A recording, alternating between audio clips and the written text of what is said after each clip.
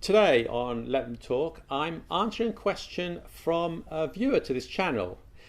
Now, recently I posted a video, 101 really useful phrasal verbs, and if you haven't seen it yet, then you should definitely have a look at that. The link is somewhere up here. And in the comments of that video, I received a question from Kirill Mozgunov, and he said this: "Good morning, Gideon. Thanks a lot for another useful lesson. Everybody knows how important phrasal verbs are. Please make a video dedicated to how to learn phrasal verbs. Learning phrasal verbs is a great challenge. Share your experience with us. Tell us about the most efficient method to get it. Many thanks in advance." Good question, good question. Okay, so let's look at that today. So first of all, we need to define what a phrasal verb is. Okay, so a phrasal verb is a verb followed by one or more prepositions or an adverbial particle, but let's just call them prepositions here. And what's specific about phrasal verbs as opposed to an ordinary verb with a preposition is that in a phrasal verb, adding the preposition will completely change the meaning of the verb to that if it's used on its own. So let's look at an example of that. Listen to. Okay, so that's not a phrasal verb, it's a verb and preposition. So listen to still has the meaning of listening. Okay, so I listen to the radio, it's not a phrasal verb. Let's have a look at an example of a phrasal verb. Give, that's a normal verb, but if I add the preposition in, we have give in, which means to surrender or admit defeat. So for example, there's no way I can win this tennis game, so I give in. Now it would be difficult or impossible to understand give in from the verb give alone. Okay, so it's a phrasal verb. So you have to learn give in as a separate word to give. Sometimes you get a verb and a preposition which can have more than one meaning. Okay, so let's have a look at that. Look down is not a phrasal verb when I'm looking to something below me. Look down, okay?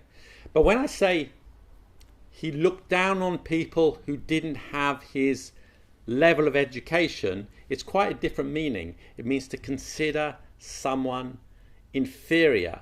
Okay, so a phrasal verb has a completely different meaning to the verb on its own.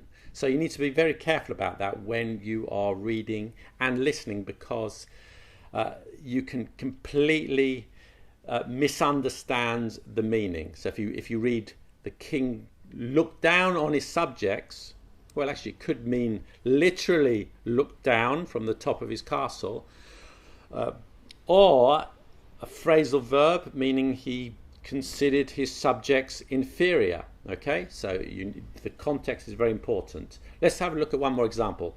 To turn. Okay, so let's add the preposition down.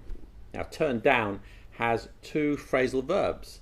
Turn down means refused. I asked her out to dinner, but she turned me down. Okay, and turn down can also mean reduce the sound. The music is too loud. Can you turn it down? Now, there are thousands of phrasal verbs. That's the bad news. But the good news is they are just vocabulary. Every language has vocabulary. Your language has lots of vocabulary. And these are just words, albeit in 2 or 3 parts, but they are just words. And once you realize that, then it's a little less intimidating. So, the big question, how do we learn them? It's a good question, and different teachers will take different approaches. And at the end of the day, you have to decide what's best for you. So, one way of teaching them and learning them, of course, is to bundle all the phrasal verbs with the same preposition together. Okay, so and see how the preposition indicates a similar meaning. Okay, so let's look at some examples of that. So take the preposition up, okay? Up can have the meaning to move to a higher level, to increase, greater intensity. So for example, speak up. Speak up means speak more loudly, so to a greater intensity. Turn up can mean make it a greater intensity. Turn up the music. Go up. Okay, so prices went up this month. Here, up means increase. Okay, up can also mean finish completely. So for example, tidy up the room. Okay, so tidy to the end. Eat up your food. Okay, so that means eat it completely. Finish up. Okay, I have to finish up my work. Okay, so finish to the end. Okay, up could also mean destroy, break completely. Smash up means, smash completely. He smashed up the room. He smashed everything. Break up. Our relationship has broken up. It's finished definitively.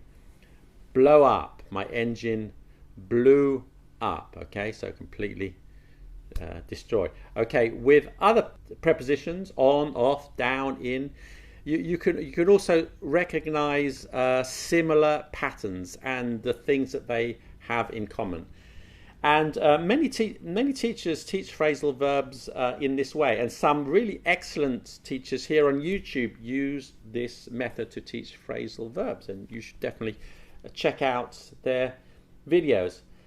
However, for me personally, I prefer a different approach. The problem I have with this grouping method is that there are too many exceptions, too many irregularities. I'll show you what I mean.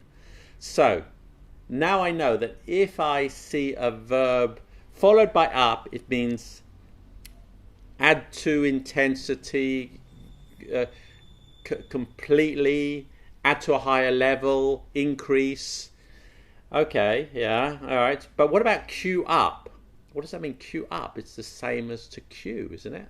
Okay, and same with wait up and wait. What does the up mean there? I'm not quite sure. Okay, wash up, all right? So you wash up the dishes, all right? Wash up completely, is that right? Yeah. So you can wash up your clothes, can't you? No, you can't. You wash your clothes, but you wash up the dishes. Why? I don't know. Okay, so talk and speak have similar meanings. So speak up means increase the volume. Okay, that's cool. That fits into the pattern. But what about talk up? Should have a similar meaning, shouldn't it? But it doesn't. Talk up means to speak about something in a favourable way. So, for example, the company's just launched a new product and they're trying to talk it up in the media. Okay. And what about look up? We look up a word in the dictionary. Why up? I don't know. The other thing about this method is it leads to some false assumptions. So, for example, plug in means insert an electrical device into an electricity supply. So logically, the opposite of in is out. So it should be plug out, right? I plugged out the computer. No. The opposite of plug in is to unplug. I unplugged my computer. You pick up the phone, right? You pick up. And the opposite should be, I don't know, pick down, shouldn't it? Well, no, it's hang up. You pick up and then you hang up. That's illogical. There might be a pattern to it, but I can't see it. It's so complicated that by the time and if you're reading an article, by the time you finish it, you're pulling out your hair, you've taken 8 paracetamols and you've still got a headache and you need some psychotherapy. Language is not a science. So the method I suggest is to learn phrasal verbs in a more natural, more organic way. You come across a phrasal verb in the process of your everyday life when you're listening to someone or reading or watching a TV show, whatever. Then make a note of it, write it down on a spreadsheet, or whatever suits you. Check the meaning in the dictionary. Write down the definition, and especially make a note if there is a non-phrasal verb equivalent, and this is often the case. So you write down the structure as well, okay? What type of phrasal verb is it? Is it a transitive phrasal verb? That's a verb that takes a direct object, such as make up, which means to invent or lie. He made up a story, okay? That's transitive. Is it an intransitive phrasal verb? One that is not followed by a noun. For example, grow up. Children grow up fast, okay? Is it a separable phrasal verb? These are phrasal verbs that can be separated so that you can put words between the verb and the preposition. For example, throw away, okay? I threw the rubbish away, or I threw away the rubbish. It's a separable phrasal verb. The non-phrasal verb equivalent, by the way, is dispose. I'm going to dispose of the rubbish. And then there are inseparable phrasal verbs. Look into, for example, to means to investigate. I'll look into the problem, or I'll investigate the problem would be the non-phrasal verb equivalent. Next, write an example. Very important, write an example. If you saw the video of 101 phrasal verbs I did, I had 101 examples.